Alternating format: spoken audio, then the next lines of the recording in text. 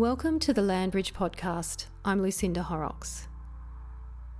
This episode contains a fascinating conversation with the author Adam Courtenay about the shipwreck of the Sydney Cove.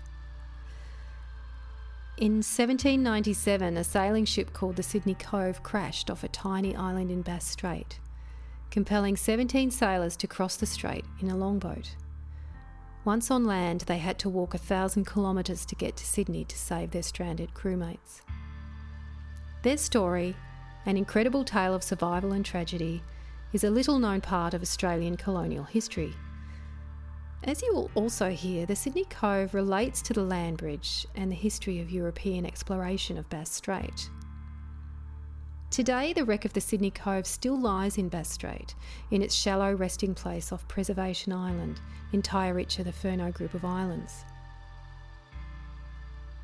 In the interview, there's reference to an article Adam wrote for the Landbridge Digital Story Project about the Sydney Cove.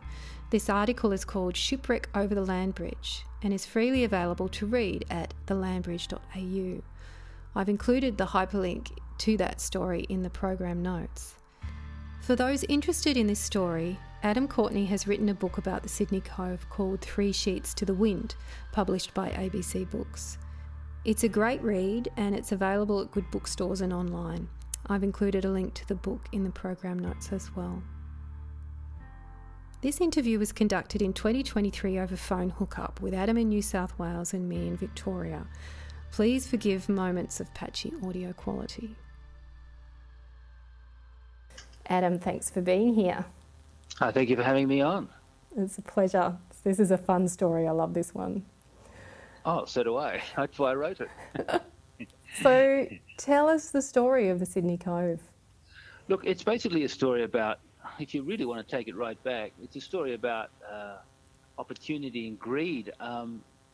A boat came into to the Indian port, to Bengal, and told a trading firm called Campbell and Clark that there was a lot of rum trade going on in Sydney, and you better go out and send some rum, because if not, you'll be missing out on a huge opportunity. So the company Campbell and Clark decided to send out a ship, and they did it very quickly. And they called that, very smartly, knowing they were going to Sydney Cove, that they'd call it the Sydney Cove. So within a couple of months, they kitted out a boat, sailed from Calcutta, filled to the brim with 7,000 litres, I think it was, of 7,000 gallons, I should check that, 7,000 litres of rum, bound for Sydney Cove. And they went through the Indian Ocean. They had no trouble going through there, but as soon as they crossed through to the Southern Ocean, things started to get very, very difficult. The Sydney Cove was not meant to go this kind of distance. It was a 250-ton brig.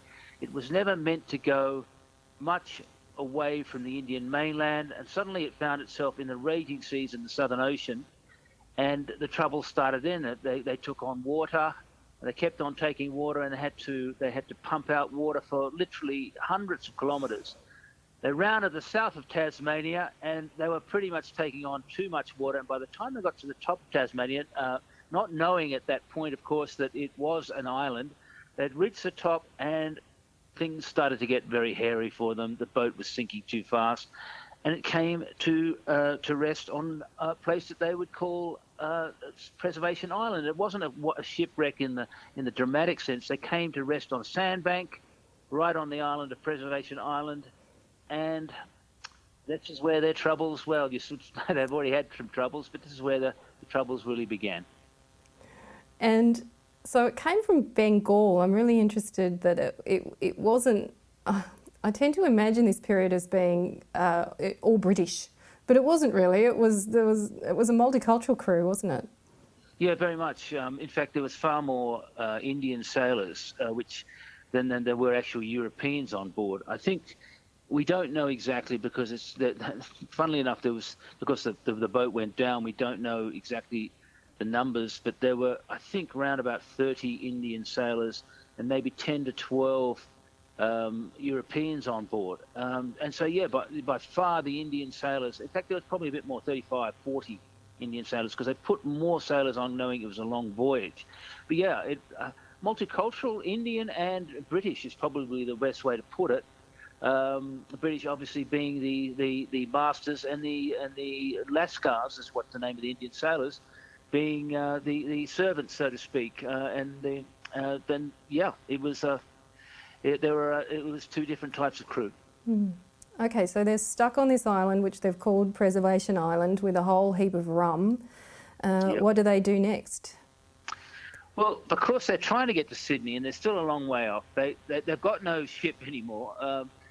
The one thing they were able to salvage was a longboat. Now, a longboat's a bit like, well, it's modelled on the old Viking longboats that you would have seen. They're quite long. I think they're about 18, 19 foot, which is about 4 to 5 metres. So they're fairly long boats.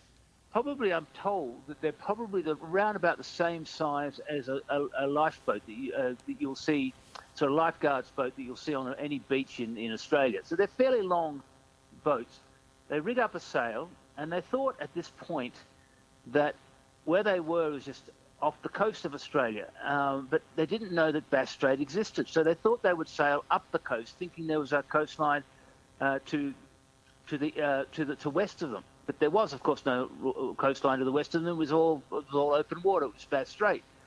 So they said, we thought we can get 17 men, and that would be 5 Europeans and 12 Lascars, the Indian sailors, the strongest and youngest Lascars who were least affected by the shipwreck. And they would sail to Sydney and try and get help. And of course, they hoped that someone at Sydney would come and get the huge stocks of rum as well. So it wasn't just about salvaging the people who were down there on the Preservation Island. They hoped they'd get most of the rum down there too.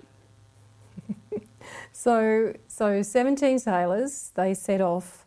And it's an open, is it open? It's not a closed boat. They're all kind of exposed. It's very much an open boat. That's really the problem. They believe that they might have added a little extra so that it was a little more waterproof. They might have added an extra plank to the sides of the boat, but that we don't 100% sure about that. And 17 of them in this little boat, and it was extremely crammed, even though it is a largish for a boat. And they set off and they went north, and this is where they encountered, not knowing, of course, the land bridge, because the tops of the land were still showing. There were many reefs. There were many islands. These were the tops of the submerged land bridge. And, of course, they didn't know once they were going across Bass Strait, that actually there was land around about 80 metres below them, which is, of course, the land bridge had been submerged. And this is why it became a very, very difficult crossing for only two to 3 days, but very difficult it was.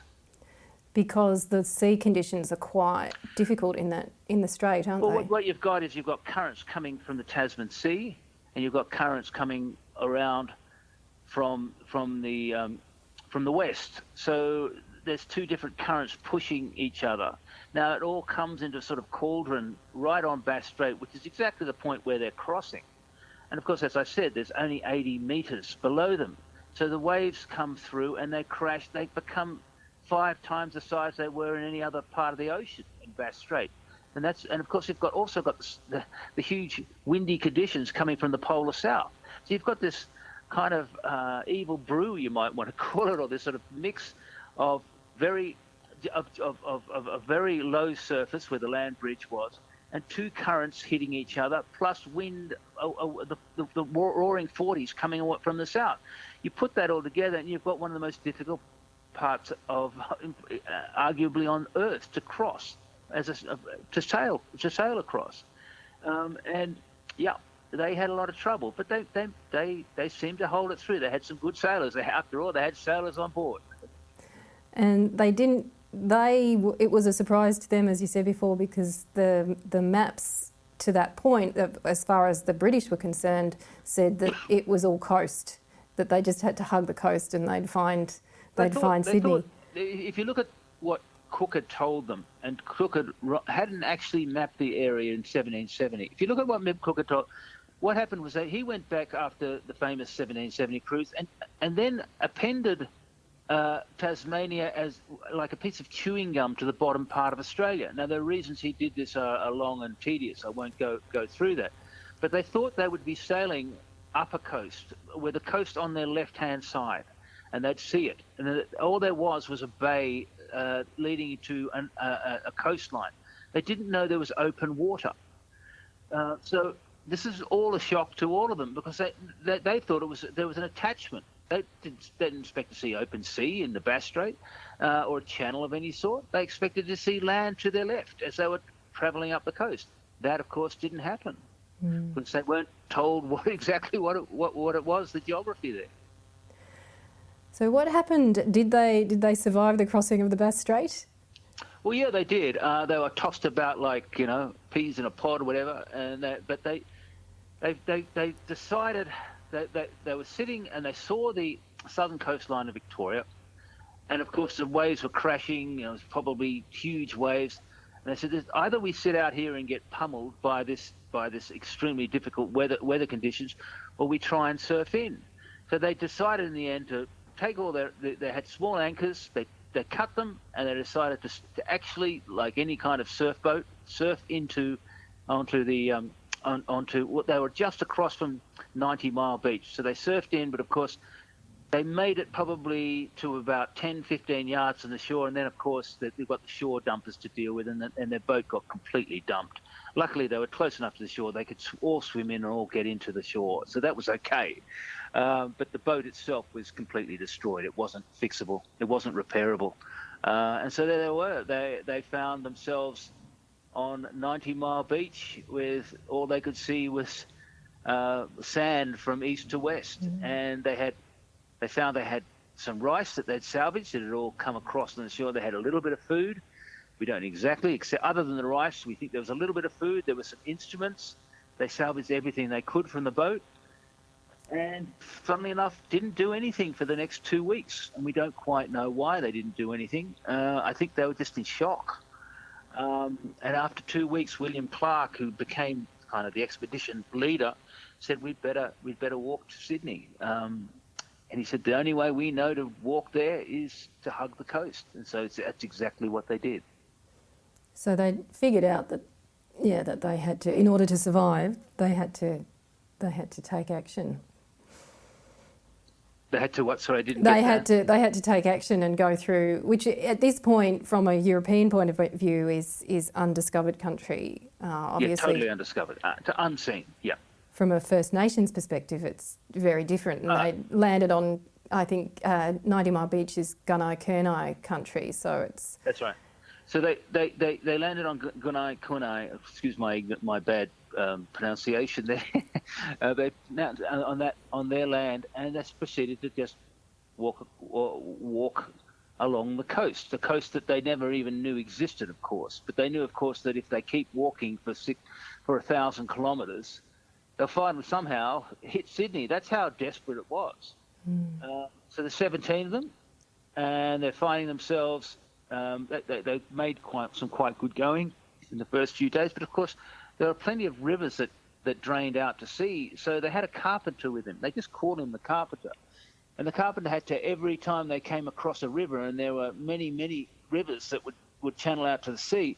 How do they cross? They had to build a little raft, and this became really very tedious and difficult because. Did they have the right wood? Did they have the right instruments? I think he fashioned a couple of rafts. One or two didn't work. And then, of course, they came across the Courtenay, which was the two people met each other and they were just looking at each other, I think, with total disbelief. And the Courtenay didn't help them, but they were very, very friendly. And it was the first time Europeans had met First Nations people outside Sydney, of course. And so I think that was a very important meeting. Indeed. And how was the trek for the 17? Because, I mean, I don't want to preempt, but not all of them survived. No, they didn't. If I could sum it up, it was precarious, but they were given enormous amounts of help from them. They met, we believe, 5 to 6 different tribes of people, including the Courtenay, who were the first. And all in all, you might say that some of them sort of avoided them. They saw these 17 bedraggled people walking across. Others were extremely helpful. Now, without the help of the Aboriginal people, they were the people who took them across many of these rivers. Sometimes it got so good that every time they came to a river that the people were just waiting for them so that they could ferry them across. Now, we believe also that they gave them plenty of fish. We also believe they gave them fishing gear at some point. So, and they also told them what could and couldn't be eaten. They'd show it to them. And it was all an enormous. What happened was every time that William Clark came, he gave them some cloth. And we believe that the red cloth, it's not certain, but red cloth was always favoured by First Nations people. One of the reasons is they think that when they saw British people and they saw higher up people with wearing the red army uniform, that meant that if you gave them red cloth, that was expected. That meant that they were being conferred a higher status, which is very interesting. But all he had on him was basically cloth, and he gave it to them, and the people saw that it was, even if they didn't like it or need it or want it, they saw that Clark was acting with enormous respect and trying to give. So it was almost like a passport into their country. He would offer them cloth, and they would say, "Okay, you can come in." Sometimes they'd help them to some extent. They'd show them around. Other times they would just leave them. Other times they'd have a guide. So it depended on where they were and who they were with. But basically, the various First Nations people pretty much helped them get on their way, and they understood where they were going too. Of course, you've got the famous bush telegraph. They would have known that these 17 men or boys, let's be honest about this, some of the Indian Lascars we could have been as young as 10 years old. But these 17 people walking along were on their way to Sydney. And of course, they'd heard all about Sydney. They knew that was where the white men had come because all the bush telegraph had told them. So they knew that they were going north. And they thought, well, these people they're not in any way difficult. They're not causing any trouble. Let's help them on their way. It's no big problem for us. And yes, there were times when Clark and his men were extremely hungry, but it always seemed to happen, according to Clark's journal, that just at the point of total hunger, in would step some Aboriginal men and offer them fish. So they just somehow managed to keep going, and they kept going all the way until they got to close around the Wollongong area. But of course, one of the problems was that these were very, very young kids, as I mentioned, and they started to drop off. And it wasn't that one actually saw them die en route. They just couldn't keep up. And of course, Clark and his men knew that if you can't keep up, you can't stay with us. And so one by one, several of them would just drop off because they were kids. They just didn't have the body fat that was needed to continue on or the stamina is probably a better way of putting it, to continue on all the way to Sydney. When they got close to Sydney, there were just about 4 or 5 of them, and that included the man they called the carpenter. There was a seaman called Bennett, William Clark, and there was a man called Hugh Thompson. They came across a tribe close to Shoalhaven, who were quite aggressive. They didn't quite know why, and then they realised afterwards that the carpenter probably had stolen fish en route from one of the people, and this was a kind of payback. The next thing Clark knows, he's trying to offer them some cloth, and 2 spears come out. He puts his hand up to say hello, and a spear goes through one of his right hand. He puts his other hand up to say stop, and another spear goes through that. And it was very much a calculated shot at Clark to say, you stole that fish. This is a warning to you. And of course, Clark was badly injured, but nothing severe. He had spear that went through both. An amazing shot at his hands. The spears went through both his hands, but he was, there was a fleshy part of his hand. That's how accurate they were. And it was a warning. It was a warning, do not steal from us. So that was the only bit of violence that occurred to them. There was no other trouble. And that is believed because Clark said that one of their members had been stolen fish from some of the people behind them. And By that time, there was only 4 or 5. They also injured several of the others, but not seriously. And you can imagine there was 5 of them by this time. And they were coming close, as I said, to the Wollongong area, and then another 2 dropped off. And so there were only 3. And that's when Clark looked out. He was on a small beach, and there was a fishing boat that had come down from Sydney. He hollered and hollered at them and then fell, and they picked him up. And Clark and Bennett and Clark's manservant, that's what they called him in those days, were taken straight to Governor Hunter's residence at Sydney Cove, and they had made it, but only 3 of the 17 had survived. Such a story. There's so many elements to it. There's the children that maybe perished. There's the First Nation contacts, the incredible accuracy of those spears, and just this fact of 1,000 kilometres on foot. Yes, I mean it is quite amazing. It's almost unbelievable that they made it. Even 3 of them made it through, but they did, and that's how tough they were in those days. I don't think I would have survived. So, what personally drew you to the story of the Sydney Cove? Why do you think it's interesting? It's a number of reasons. I think I always look for the stories that have been kind of missed. I read about this story in, I think, 2018, 2019, and it was only a chapter of another book, and I went, oh my God, I mean, why don't I know about this? Why don't I know about these 17 men that they were the first people to cross Bass Strait, the first people to see Bass Strait, first people to understand that part of the geography of Southern Australia. But that's just one thing. This is the first time an expedition of people, even though it wasn't, equipped as an expedition, but a troop of Europeans had actually seen the coast of Australia. Now, people say, oh, but Captain Cook discovered it, and Bass and Flinders discovered this, and they didn't. They saw these things from a distance. Cook did all his charting from his boat.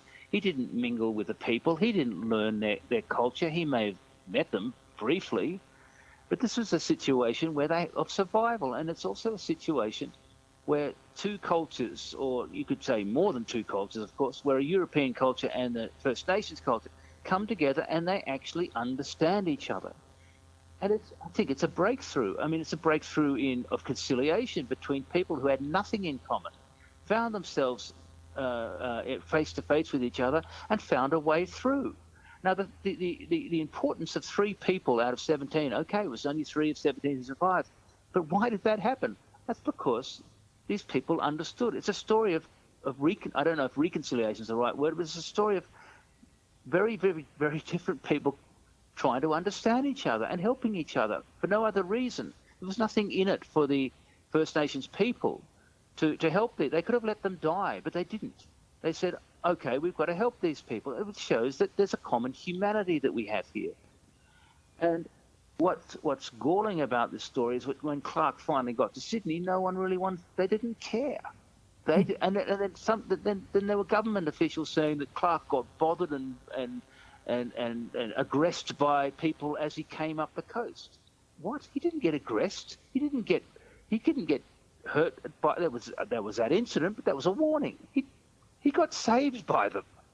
So what does that tell us about the people that Clark had met? And what should that have told us about the people who lived south of Sydney that no one before them had seen?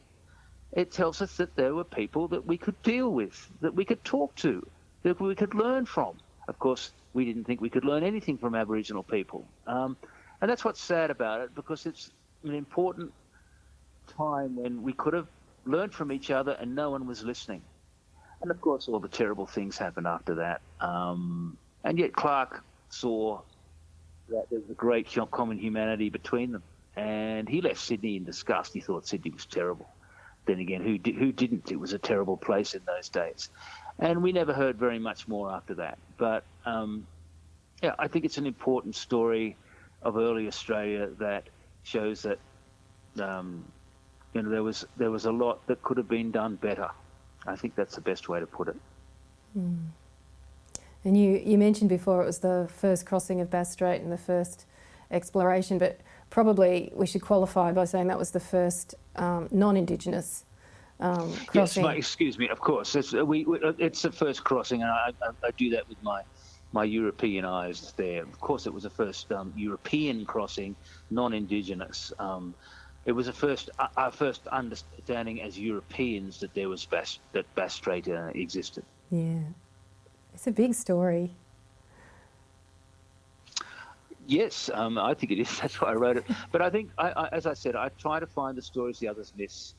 I wrote to the historian who wrote the chapter in the book that I was talking about, and I said, "Do you think it's a story in this, a bigger story?" He said, "No, it's just not enough. There's just not enough information from the Clark journals from which we get this story."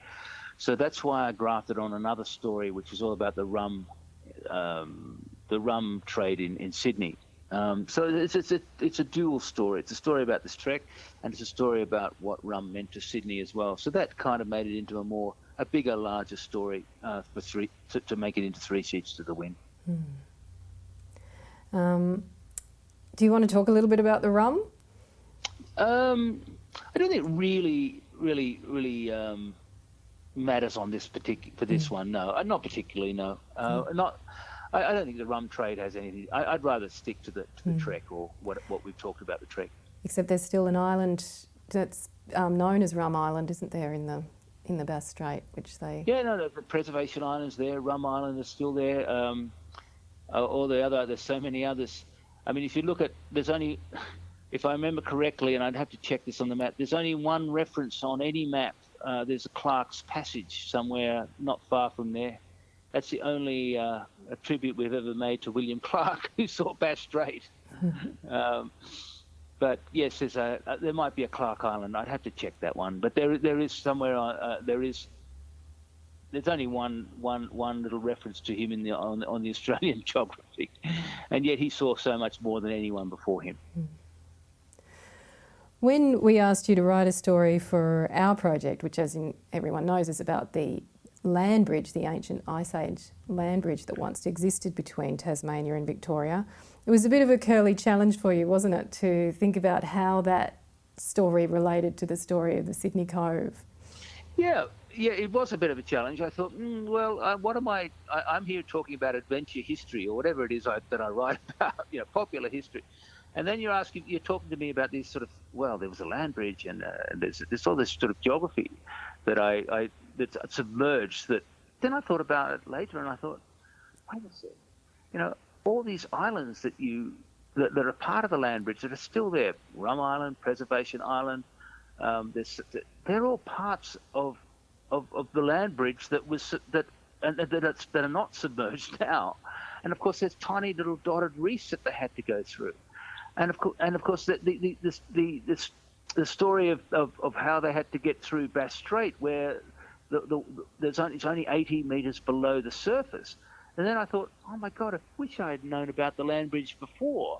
I'd sort of heard about something that once upon a time, Tasmania and Australia and the mainland of Australia were connected, but I hadn't put it into my brain that this was actually the geography on which the longboat was sailing through. And I regret not thinking about that. I wish you'd rung me about 3 months before and told me about the land bridge. I'll put that in the book. So I regret not putting it in the book. I really do, because then I would have known a little bit more. I think it would have given some very, very interesting context as well as to what Clark was navigating through. We're talking about little islands, we talk about reefs, we talk about promontories, but of course that's all part of the geography. And if I'd understood the geography a little bit better, I could have perhaps told the reader much more intelligently than what I did. So yes, I regret not knowing about the land bridge, because it would have been nice to have had that in the book. Well, it's great that you got to add to it in our story. Yeah, thank you. I suppose, I mean, the journey of the Sydney Cove indirectly led to Bass coming to the strait and sort of exploring the islands, and eventually confirming that Tasmania was itself separated from Australia. And that's then when Bass Strait got its name, I presume. Yes. So it was also, it also kind of compelled another era of the British understanding the geography of that area too, didn't it? Yes, it did. I mean, what is never said, of course, is that it was Bass and Flinders who approached Clark and asked him exactly what he had seen, and Clark had said there's a narrowish band of water between the two areas. Clark would not have known about Tasmania itself, but he knew about the strait between the strait going through, and of course he told Bass and he told Flinders, and the next thing you know, within a year they were going down there to chart it, and of course people say that it was Flinders who discovered the strait. It wasn't. It was Clark who discovered it and told Flinders. Of course, Flinders mapped it, or at least mapped the islands between them, but he didn't actually discover it and see it. And so it should be called Clark Strait, as far as I'm concerned. And of course, that started an entire new chapter. Once Bass and Flinders had gone round and seen all of Tasmania and seen the relationship between the mainland and Tasmania and all the little islands that they could see, it started a new wave of exploration along the coast, the south coast, and then up to the north coast. And then within, I think, a year or two, Flinders had mapped all around Australia. So we finally knew what Australia looked like. But yeah, you could say it was a catalyst that started Bass and Flinders on their great journeys. Mm. And what happened to the rest of the crew stranded on Preservation Island? Did they get rescued? Yeah, they all got rescued. It's a complicated story, but there had to be 3 rescues because they just didn't have enough boats to get everything and the rum back. And then one of the boats that went back got lost at sea, and so about 20 to 25 of the crew were lost at sea on the way through back to Sydney, and they never found what happened to them. So it was a very sad story. They finally got discovered and taken back, and en route, one of the boats was lost. So very tough in those times. You can come all the way from India, and in the last part of the journey, you could still be shipwrecked, or they say it was a terrible storm, and it was just the little boat that took them out just could not handle the storm, and they've never found it. They don't know. They just know that it never returned. So yes, I think perhaps 20 odd of the 50 or so made it back to Sydney. So roughly, not quite a third, a little more than a third of the entire passengers of the Sydney Cove made it to safety and got to Sydney in the end. And a lot of the rum too, about 50% of the rum that they were carrying, a lot of it was broken and destroyed or drunk, because that's what I think that they'd had some big drinking sessions on Preservation Island. But yeah, half of the rum was brought back roughly and sold for a profit to Clark's company, Campbell and Clark. There you go. Wow, different times. Yes. How? What would you like the audience to take out of the story of the Sydney Cove, particularly in the context of this land bridge story? I think I don't know whether I can make a great connection with the land bridge, to be honest. But what would I like to take that Australian history is so much deeper, and that includes the land bridge. Let's include the land bridge. It's so much. If you understand things like that kind of geography, then you understand how Tasmania came into being, how the islands were there, the relationship between the mainland and Tasmania. And that's all part of our history, whether it be geological or geographical. But it's also about, if you don't know about little stories like the Sydney Cove, then you don't really grasp the richness. You are told that Flinders and Bass discovered this, and I was told exactly the same thing when I was a young person doing Aussie history in year 9 or whatever it was. And it's not true. There's so many other little stories that tell you the true breadth and width of our history. And so what I'm saying is that the importance of this kind of story is that it's important to look deeper into the history that was told to you. And I think we'd get a greater understanding of this country. And of course, as I said before, it's that meeting between the Europeans and the Indian boys, of course, and the Aboriginal people. It's a fascinating encounter that no one knew about. And these are cross-cultural attachments, the cross-cultural meetings that mean a lot to me and should mean a lot, that it wasn't just the simple way that we were always told. Things are always much more complicated, they're more convoluted. And once you understand that, you understand that it's not, that so much of our history is run by an agenda that puts certain people as heroes and certain people are forgotten. And I don't agree with that. I think that's the worst kind of history, because that means you're managing history, and it means that you're telling history that suits a certain people, a certain high up, a certain social strata wants it to be told this way, and we sit there and we take it. Well, no, actually, history is much more convoluted and much more interesting than we have been told. And Australian history has generally been extremely badly told. I want you to take from this an understanding of there's so much more richness to what came before, and it includes a lot of the First Nations people that we just hadn't been told about, and our interactions with them. So I think it's extremely important that the Sydney Cove story is just one of so many that has been kind of ironed out and forgotten, and I don't agree with that at all. And in fact, it makes me angry when I read these stories, because I can see that it's been managed out of existence. That's what the historians, the mainstream historians, have just managed these things out of existence and forgotten that they ever happened, and I find that very galling. Mm. Well, this sounds like a good point to end on. But before we do, what's next? What's your next history project that you're tackling? That's a good question. I'm working on another story. It's more a biography. It's totally different to the Sydney Cove and the books that I've written.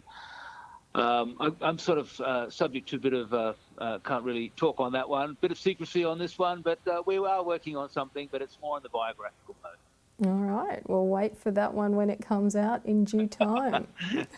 Don't wait too much. Okay, well, thank you so much, Adam. That's been brilliant to hear more about the Sydney Cove, and next time we'll talk more, I'm sure. I'm sure. Thank you very much for having me on the program. Thank you. Thanks, Adam. Bye-bye. That's where we will leave the conversation with Adam Courtenay. Thanks, Adam, for a very interesting take on Australian history. A range of companion media, a documentary film and other stories are freely available to read, listen to, watch and share on the website thelandbridge.au. The Landbridge digital story was produced by Wind and Sky Productions. Creative producers were me, Lucinda Horrocks, and Jarry Nemo. The credits for this episode are detailed in the podcast program notes. The project was funded by the Australian Government through the Our Marine Parks Grants Program. This has been the last episode of this first season of the Landbridge podcast. We will be taking a short break here at Wind and Sky Productions, but hope to be getting some more stories out to you soon. I'm Lucinda Horrocks, and thanks for listening.